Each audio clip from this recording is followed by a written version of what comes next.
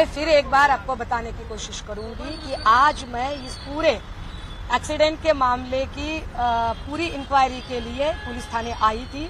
यहाँ पर मुझे पहले पीआई चंद्रकांत चकाटे जी और बाद में डीसीपी मद ने इन दोनों ने कुछ जानकारियां दी, लेकिन वह मेरे लिए बिल्कुल ही पर्याप्त नहीं है और ना ही मैं उससे किसी भी प्रकार से संतुष्ट हूँ, क्योंकि मुझे ऐसे लगता है कि इस सारे मामले में गाड़ी के डिटेल्स एफआईआर में क्यों नहीं आए। तो वह कह रहे हैं कि वह हमें बाद में मिली, तो ठीक है, आपको बाद में मिली तो अब आप उसे सप्लीमेंट्री बताइए, लेकिन वह करने को तैयार नहीं है। दूसरा कि मेडिकल आपने 2 लोगों का ही क्यों किया, संकेत का क्यों नहीं किया? तो कहते हैं कि संकेत भाग गया।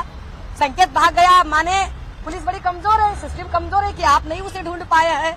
हम तीसरा बोल रहे हैं कि एक्सीडेंट में जो कार आप जमा कर लेते हो उसकी एक स्पॉट पंचनामा होता है, वो स्पॉट पंचनामा होना चाहिए और ऐसी कार आप गैरेज को नहीं भिजवा सकते हो। लेकिन यह कार हड़बड़ी में गैरेज को भिजवाई गई। क्या कार गैरेज में भिजवाते समय और गैरेज से बाहर निकालते समय के वीडियो फुटेज मैंने ऑलरेडी ट्वीट कर दिया है। इसमें एक ऐसी एक रूमर्स फैलाने की कोशिश की कि जो जिसका एप्लीकेशन है, जिसकी एफआईआर है, उस जितेंद्र सोनकामले ने एफआईआर वापस ली है। किसी पत्रकार ने ही मुझे कहा, पत्रकार ने कहा कि ऑफ द रिकॉर्ड बोल रहा है। ऑफ द रिकॉर्ड कैसे होता है भाई? एफआईआर जितना मेरा जितना आकलन है, जितनी मेरी पढ़ाई हुई है, उसके मुताबिक आइदर 169 समरी ABC टाइप जो नहीं होती तब तक आप इसका नाम या एफआईआर आप क्लोज नहीं करवा सकते। दूसरा, आपको हाईकोर्ट में क्रैशिंग के लिए जाना पड़ेगा और 482 की प्रोसेस करनी पड़ेगी, तब कोर्ट तय करेगा कि उसे क्रैश हो सकता है कि नहीं। विद इन 36 आवर इस तरह की अफवाहें फैलाना ये एक तरह से जितेंद्र सोनकामले पर दबाव बनाने की कोशिश है। Jitendra Sonkamle belongs to schedule caste, तो मुझे डर लगता है कहीं ना कहीं कि सोनकामले की जान माल का कोई नुकसान न हो, उसे किसी तरह की हानि ना पहुंचे। क्या पुलिस इस बात की गारंटी देती है? अगर बावनकुले साहब कहते हैं कि नहीं, मैं बड़ी निष्पक्ष जांच चाहता हूं, तो बावनकुले साहब से मेरी गुजारिश है कि बावनकुले साहब, मैं आप पर विश्वास रखती हूँ, मैं आपका पूरा सम्मान करती हूँ। अगर आप कहते हैं कि निष्पक्ष जांच होनी चाहिए तो पहले आप एक आदेश यहाँ निर्गमित कीजिए। आप, क्योंकि मैं आदेश बोल रही हूँ सर, मैं आदेश बोल रही हूँ, क्योंकि डिपार्टमेंट के लोग कुछ कर ही नहीं सकते, यहाँ पत्ता भी नहीं हिलता है आपके आदेश के बगैर।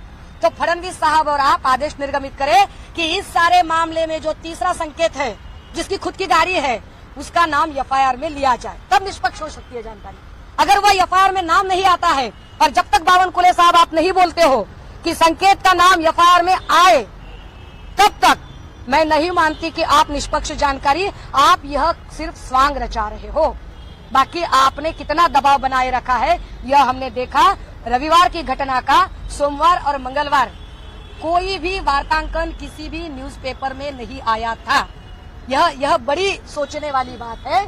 आपने यह दबाव बनाने की कोशिश की, पूरे पुलिस प्रशासन ने सबूतों के साथ छेड़खानी की, सबूतों को मिटाने की। मैं पुलिस प्रशासन पर आरोप कर रही हूँ कि यहाँ पर सबूतों को, क्योंकि नेम प्लेट अभी भी आपने देखा, आपने फुटेज देखे, हमने खुद वहाँ जांच की कि अभी भी गाड़ी की नेम प्लेट नहीं है।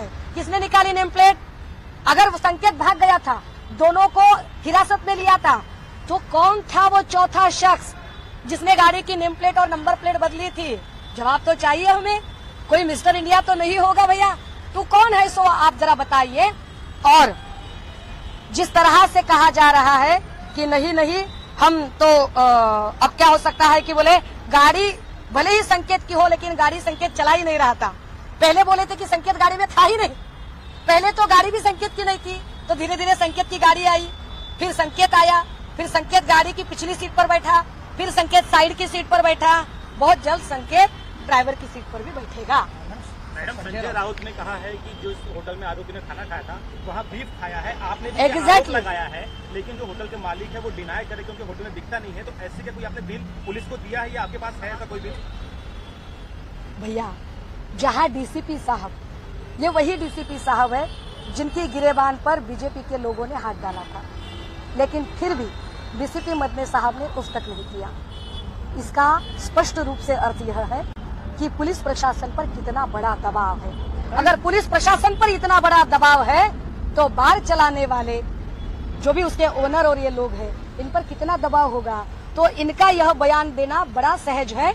मैंने कहा कि कितने फुटेज है, नागपुर में कम से कम 3000 स्मार्ट सिटी है ना भैया, तो 3500 सीसीटीवी बिठाए गए हैं और 3500 सीसीटीवी में से बिल्कुल जो हमें चाहिए वही गायब है। ये बड़े अचरज की बात है।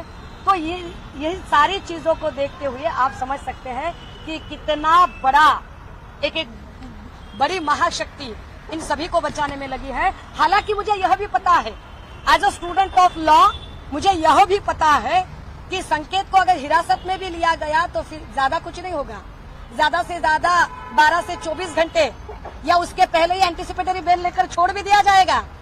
लेकिन बात लॉ एंड ऑर्डर की है, बात कानून की है कि उस पर आप चार्जेस क्यों नहीं लगा रहे हो। और जो लोग इस तरह की ये बातें बना रहे हैं, इन सारी लोगों की वजह से एक समाज में संदेश जाता है कि बिगड़े बाप की यह बड़े बाप की बिगड़ी औलादे जो है यह गरीबों को कभी भी कुचल सकती है। और यह संदेश बड़ा खतरनाक है। पढ़ते रहिए fight against criminal daily newspaper. आज की खबर में बस इतना ही। वीडियो को लाइक करें और चैनल को सब्सक्राइब कर ले, जिससे आने वाली वीडियो की नोटिफिकेशन आपको मिलती रहे।